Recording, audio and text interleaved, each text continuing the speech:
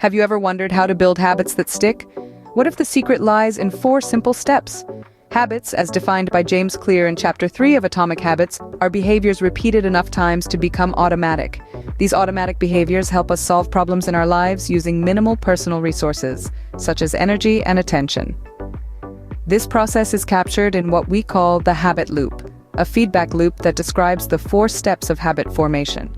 These steps are the cue, which is the trigger that initiates a behavior, the craving, the motivational force behind each habit, the response, the actual habit performed in thought or action, and the reward, the end goal that satisfies and teaches you. These steps are reframed into 4 simple laws and their inverses to help build better habits or break bad ones. So, let's dive right in and explore each of these steps in detail. The first law of behavior change is make it obvious. But what does that really mean? Picture this. You're in a room filled with buttons. Each button triggers a different action or behavior. Now, imagine if some of these buttons were glowing, clearly visible, while others were hidden or camouflaged. Which buttons would you be more likely to press? The glowing ones, right? That's the essence of making it obvious. In the context of habit formation, the buttons are the cues that trigger our brain to start a behavior. They could be anything from a morning alarm that cues you to wake up, to the sight of a coffee machine that cues you to make coffee. By making these cues obvious, we can guide our actions towards the behaviors we want to cultivate. Now, let's consider the flip side. What if you want to stop pressing a certain button, or in other words, break a bad habit? That's where the inversion of the first law, make it invisible, comes into play. By removing the cues for our bad habits from our environment, or at least making them less visible, we can reduce the chances of triggering the undesired behavior.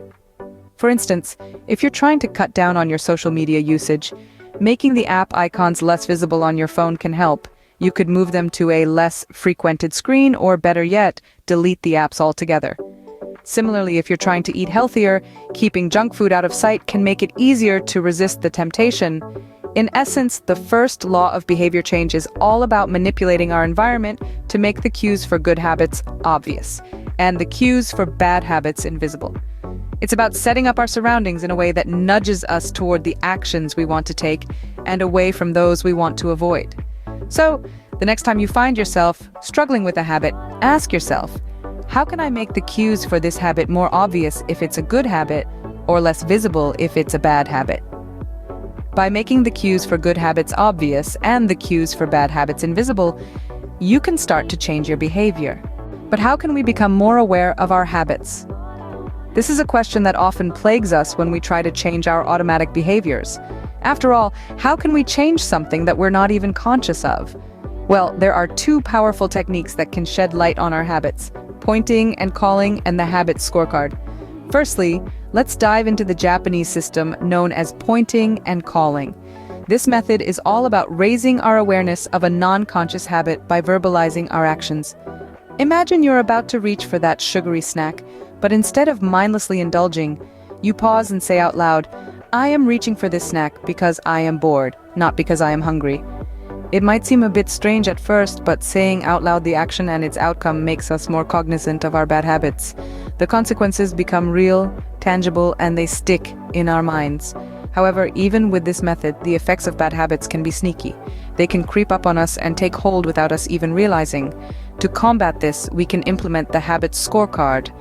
This is a simple yet effective exercise to become more aware of our behavior.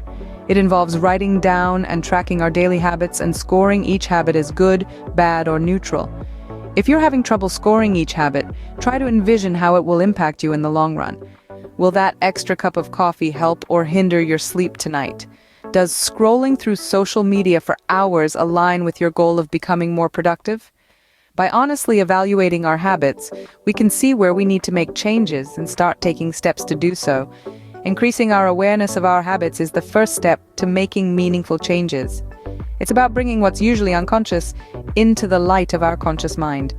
And once we do that, once we truly understand our habits, we can start to change them. With increased awareness, you can begin to understand and change your automatic behaviors.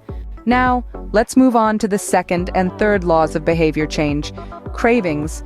They're the motivational force behind each habit. They're the engine that drives our behavior. We don't crave the habit itself, but the change in state it delivers. So, how do we make our cravings work for us? We make them attractive. Imagine you're trying to develop a reading habit. The book is your cue, the craving is the anticipation of the knowledge or entertainment you'll gain.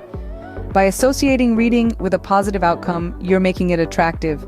You're harnessing the power of positive reinforcement to work in your favor.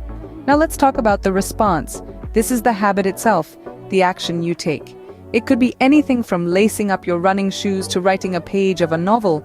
The key to making the response easy is to reduce the friction associated with the habit. Remember, the easier a habit is, the more likely you are to repeat it. Let's return to the reading example. If your books are tucked away on a shelf, you're less likely to pick them up. But what if you place a book on your coffee table? You've just made it easier to start reading. You could also break down your habit into manageable chunks. Instead of trying to read 50 pages in a sitting, start with just 1 page a day. The easier your habit, the less willpower it takes, and the more likely you are to stick with it. This is the beauty of the second and third laws of behavior change.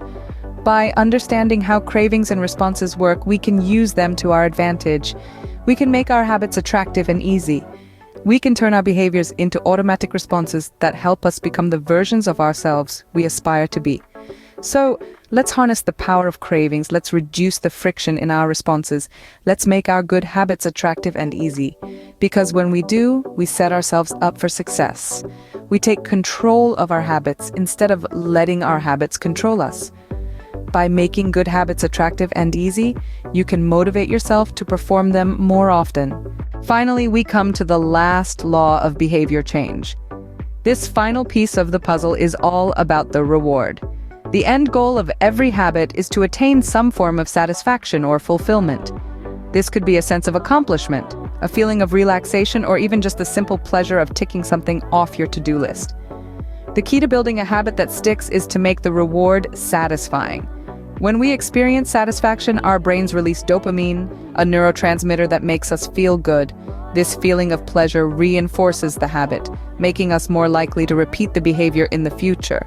So, to build a strong habit, you need to make sure that the reward is truly satisfying. Let's take the example of exercise. We all know the health benefits of regular exercise, but for many of us, these long-term benefits aren't enough to motivate us to get up and move.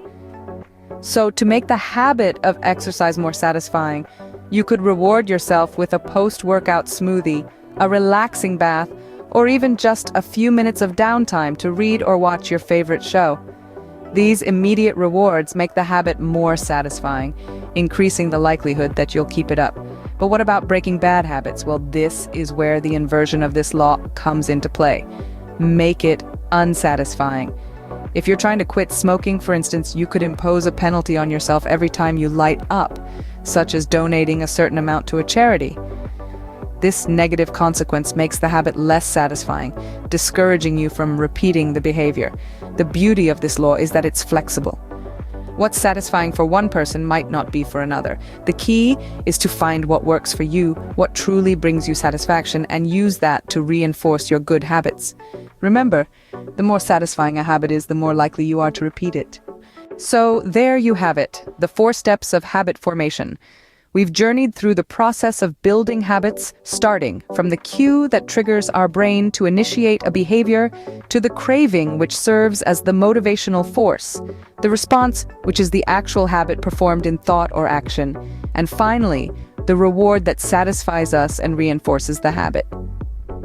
Along this journey, we've also discovered the 4 laws of behavior change, making it obvious, attractive, easy, and satisfying. And let's not forget their inverses, which help us break undesirable habits by making them invisible, unattractive, difficult, and unsatisfying. Understanding these concepts and applying them consciously can greatly aid us in nurturing good habits and eradicating the bad ones. With these 4 steps, you are now well equipped to start building habits that stick. So, what habit will you start with today?